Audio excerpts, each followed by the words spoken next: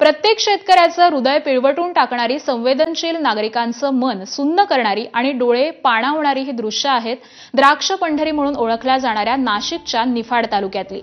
उगव्याचे शेतकरी दत्तात्रय सुडके आपल्या 4 वर्ष जुन्या द्राक्ष बागेवरती कुऱ्हाडीचे घाव घालतायत। अगदी काल परवापर्यंत नैसर्गिक संकटापासून ही द्राक्ष बाग वाचवण्यासाठी दत्तात्रय सुडके यांनी पोटच्या मुलाप्रमाणे द्राक्ष बाग वाढवली। तीच बाग आज उद्ध्वस्त करत आहेत। 1 एकरातील द्राक्ष बागेवरती लाखो रुपये खर्च करून देखील काहीच उपयोग झालेला नाही। सततच्या पावसाने द्राक्षाची मुळं ही सडून गेली आहेत। सूर्यप्रकाश नसल्यामुळे फळधारणा झालेली नाही आणि त्याचमुळे ऐन द्राक्ष हंगामाच्या सुरुवातीलाच द्राक्ष बागेवरती कुऱ्हाडीचे घाव घालण्याची वेळ ही त्यांच्यावरती आली आहे।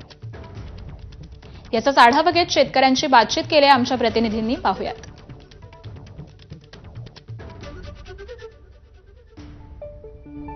नाशिकचा निफाड तालुका ही द्राक्षाची पंढरी म्हणून ओळखली जाते।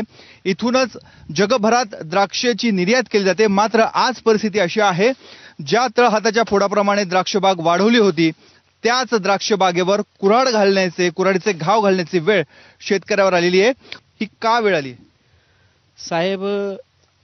गेली 5 मे पासून आमच्या परिसरामध्ये म्हटल्यापेक्षा नाशिक जिल्ह्यामध्ये अतिवृष्टी झाली आणि त्याच्यामुळं त्या पावसाचा एवढा परिणाम झाला की या द्राक्ष बागेच्या मुळ्या साडल्या आणि त्याला सूर्यप्रकाश पुरेसा न मिळाल्यामुळं त्याच्यात फलधारणा झाली नाही।